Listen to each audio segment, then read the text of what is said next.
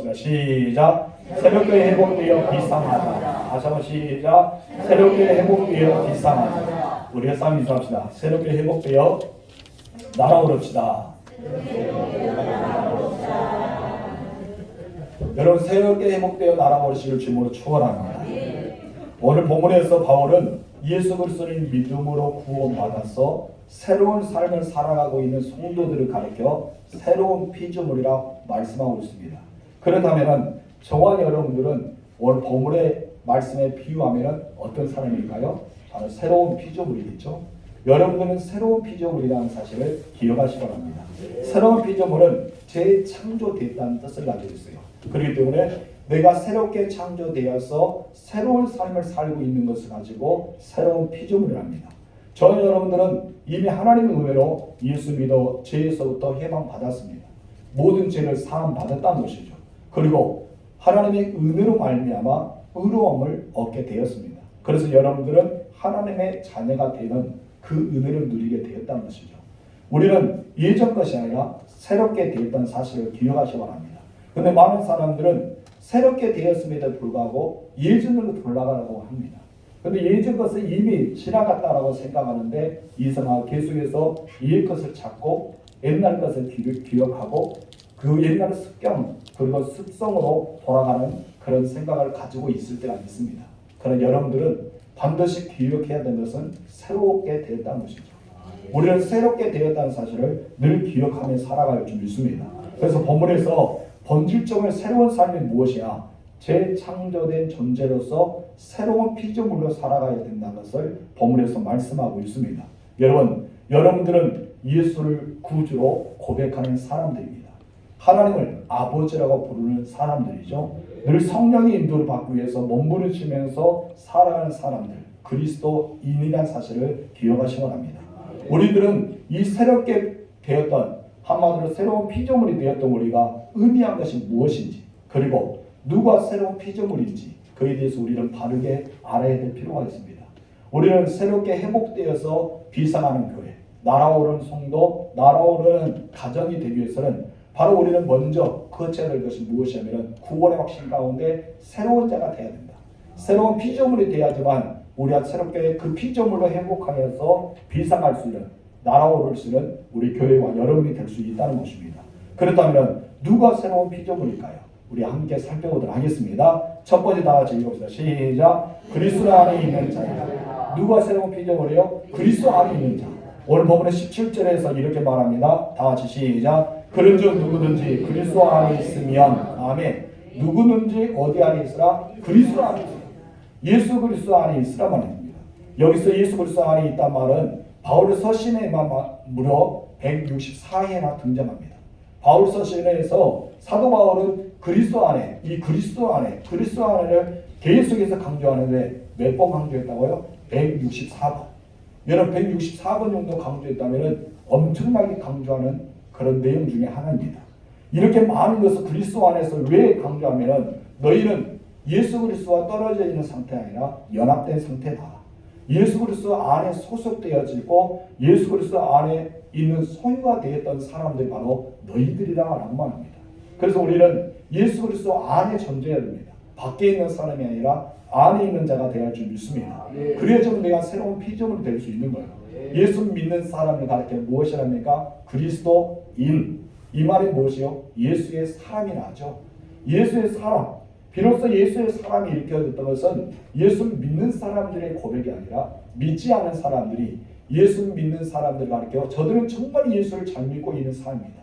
예수를 잘 믿고 있는 뿐 아니라 그들의 삶 속에는 누가 드러난다? 예수가 드러나고 있다. 이것을 강조하면서 당신들은 그리스도인이라 비로소 일컫는 것은 바로 예수 믿는 자의 고백이 아니라 믿지 않는 사람들이 여러분을 호칭하는 내용이라는 것이죠. 그렇다면 우리들은 얼마나 그 마음이 뿌듯합니까? 주변에 나를 예수 믿는 자로 불러주고 예수 쟁이로 불러주고 하나님의 사람으로 불러주고 나에게 있어 너는 교회 다닌 것 같다라고 불러주면 그처럼 나에게 행복한 일은 또 없을 것입니다. 우리들은 예수 안에 있을 때만 가능합니다. 여러분들은 예수 안에 있는 사람입니까? 아니면 예수 밖에 있는 사람입니까? 여러분들 예수 안에 있는 사람이라면 이미 죄에서부터 자유함을 얻었습니다. 아멘입니까? 이제 우리는 구원의 확신을 가지고 내가 옛 삶이 아니라 새로운 삶을 살아가고 옛 생명이 아니라 새로운 생명을 얻은 사람임을 기억하심을 주를 축원합니다. 그래서 우리는 예수 밖에 있는 사람들은 죄로 말미암아 사망에 놓여서 그들은 이미 죽었지 않습니까? 우리는 새롭게 태어났기 때문에 새로운 피조물이라고 말하고 있습니다. 여러분 모두는 바로 저와 여러분들은 예수 믿어서 예수 안에 있는 사람, 예수 밖에 아니라 예수 안에 있는 사람을 기억하시고 자기의 정체성을 기억하시 바랍니다. 따라합시다. 나는 예수 안에 있는 사람이다.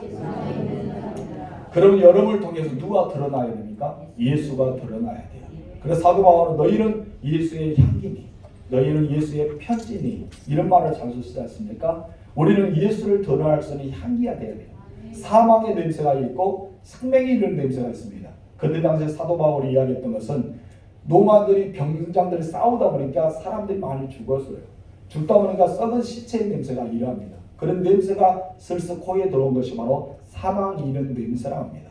그래서 살아있는 사람들은 그런 냄새가 나지 않죠. 우리들은 영적으로 죽어있는 자가 아니라 예수의 생명으로 인해서 다시 살아있는 사람이기 때문에 우리는 생명이 이런 냄새, 바로 예수의 향기가 우리 가운데 나타날 줄 믿습니다. 그런데 우리는 반드시 알아야 돼요. 내가 예수 안에 있는 사람이다. 예수 밖에가 아니라 예수 안에 있는 사람이다. 그렇다면 나는 누구인가? 여러분 누구다고요? 그리스도인, 예수의 사람이다. 이것을 첫 번째 기억할 때 내가 피조물, 새로운 피조물이 되었다는 것을 압니다. 그럴 때 우리는 다시 한번 내 삶을 점검할 수가 있겠죠. 여러분 삶은 어떠한 것입니까? 우리 두 번째 다 같이 읽읍시다. 시작. 이전 것이 헛된 것을 아는 자. 여러분 어떤 사람이에요?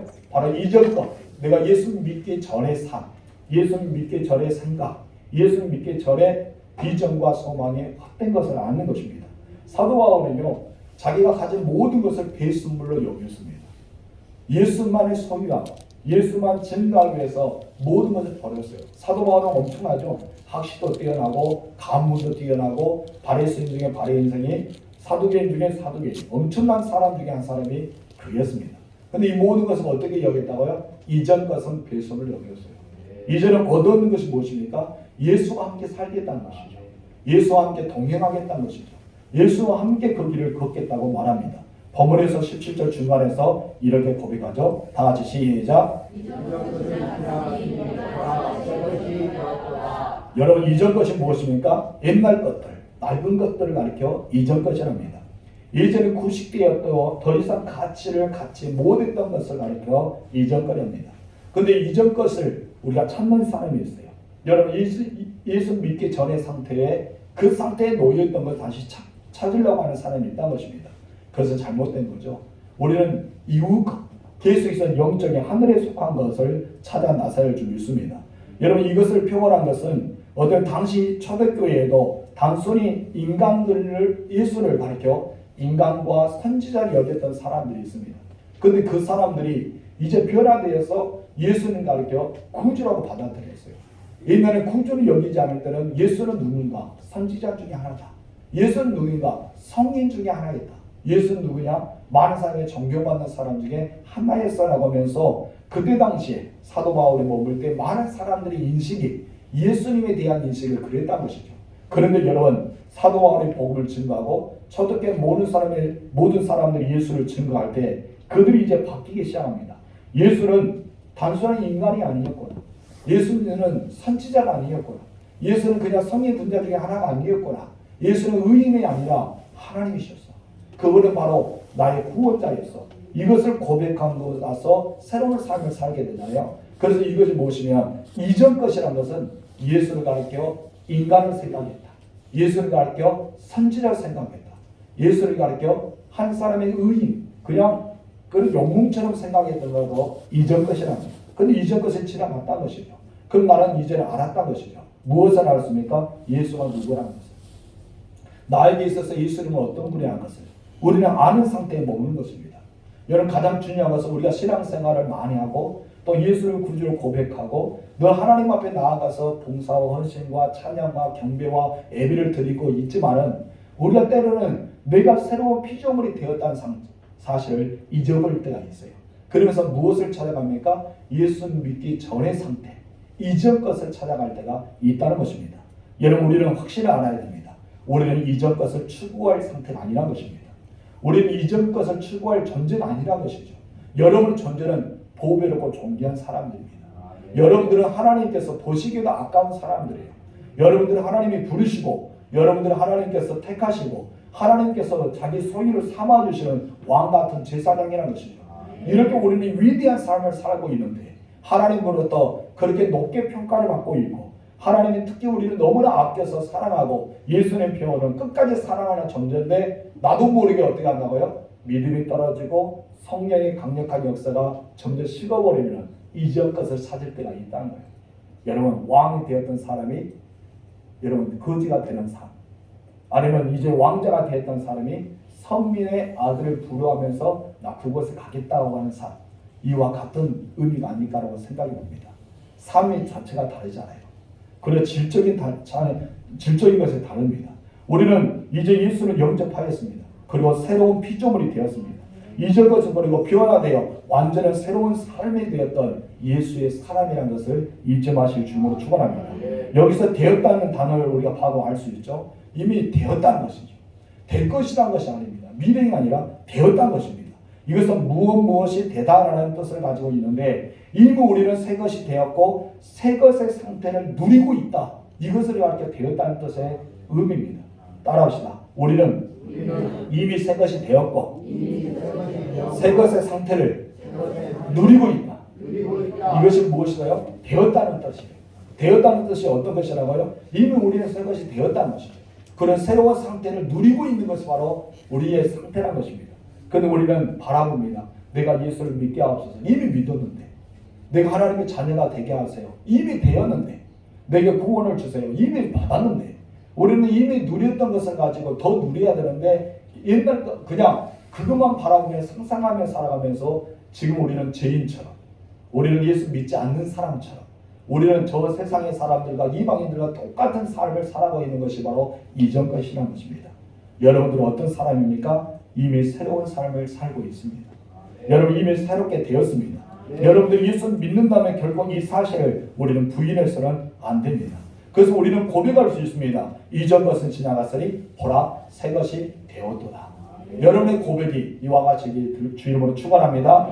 세 번째 다 같이 읽읍시다. 시작. 날마다 속이 새로워지는 자이다. 날마다 어떻게 된다? 속이 새로워진다.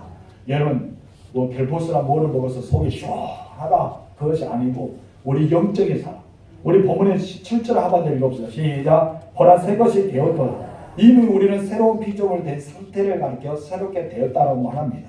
바울은요 육에 속한 사람을 가리켜 겉사람이라고 표현할 때가 있습니다. 그리고 영에 속한 사람을 가리켜 속사람이라고 표현합니다. 육에 속한 사람을 겉사람, 영에 속한 사람을 속사람. 그럼 여러분들은 어떤 사람입니까? 겉사람입니까? 속사람입니까? 여러분 입술에 고백을 담아서 고백해 봅시다. 시작. 자신 있게 하세요. 그렇게 있어.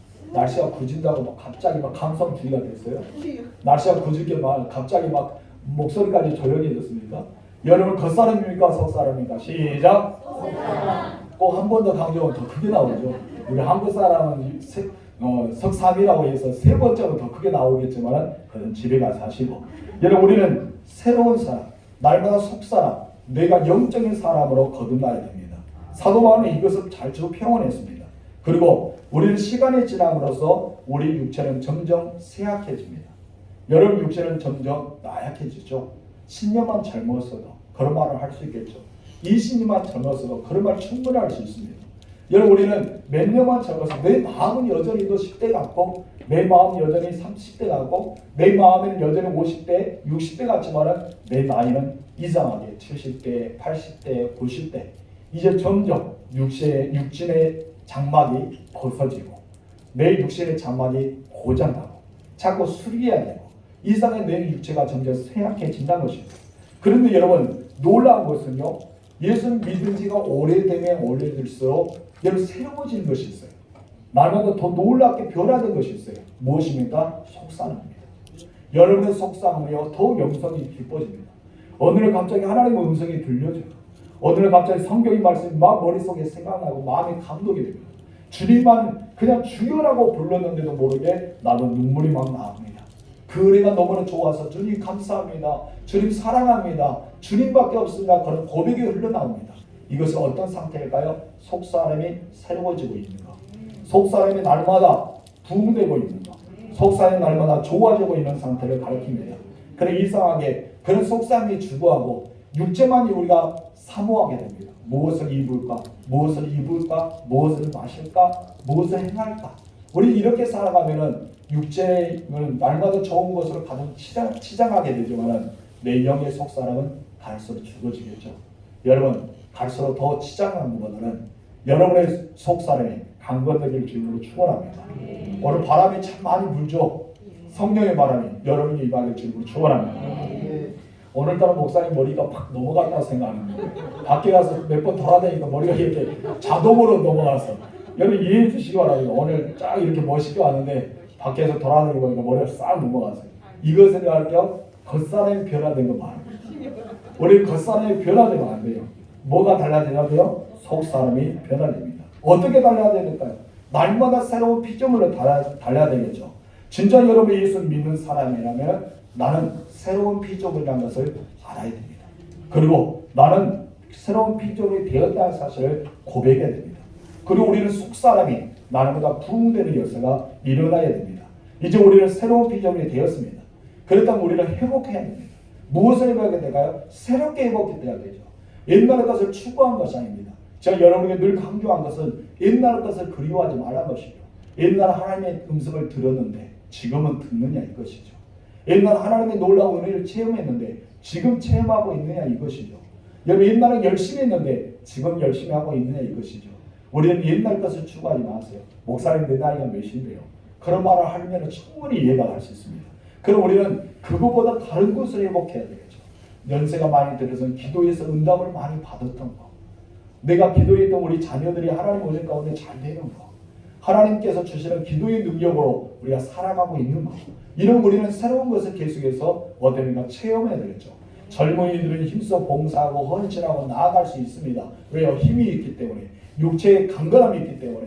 그 연세 드신 분을 그러지 못하면 또 다른 은혜를 체험할 수 있는 우리가 되어야 줄 믿습니다. 그래서 매일마다 우리는 간증거리가 있어야 돼요. 매일마다 우리는 새로운 피조물이 되어야 됩니다. 매일마다 우리는 새롭게 회복돼야 돼요. 그래야지 날아오르잖아요. 여러분 우리는 날아오르는 교회가 되어야 됩니다. 날아오르는 성도가 되어야 돼요. 여러분의 가정도 날아오르는 가정이 되어야 할 줄 믿습니다. 그렇다면 내가 하나님의 자녀라는 것을 우리는 고백하게 되고 내가 예수의 사람이라는 것을 우리는 강조해야 되고 내가 새로운 피조물이 되었는 것을 우리는 하나님 앞에 고백하며 신뢰할 수 있는 사람이 되어야 된다는 것입니다. 성도 여러분 하나님의 자녀를 회복하기 위해서 날아오르시길 주님으로 축원합니다.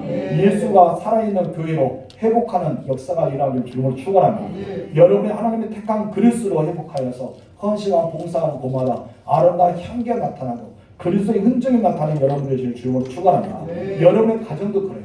여러분 경제가 새롭게 회복되세요. 그리고 날아오르시기 바랍니다. 여러분의 가정의 건강도 회복되세요. 그리고 날아오르시기 바랍니다. 여러분 관계도 회복되세요. 그리고 어떻게 해야 됩니까? 비상 날아오르는 역사가 일어나야 됩니다. 따라합시다. 나의 가정도, 삶의 경제도, 건강도, 관계도 회복하여 비상 날아오르자. 아멘. 우리가 태우가 그거예요. 여러분 새롭게 회복되어 날아오르자. 비상하자. 그런 회복의 역사가 일어나기를 소망합니다. 그러기 위해서 내가 먼저 알아야 돼요. 나의 정체성, 내가 누구인지, 내가 어떤 사람인지, 나랑 어떤 영향을 끼치고 있는지 나에 대해서 모르면 여러분들은 회복할 수도 없고 날아올 수 없습니다. 여러분께서는 피조물이라는 것을 기억하세요. 예수 그리스도 안에 있는 예수의 사람임을 기억하세요.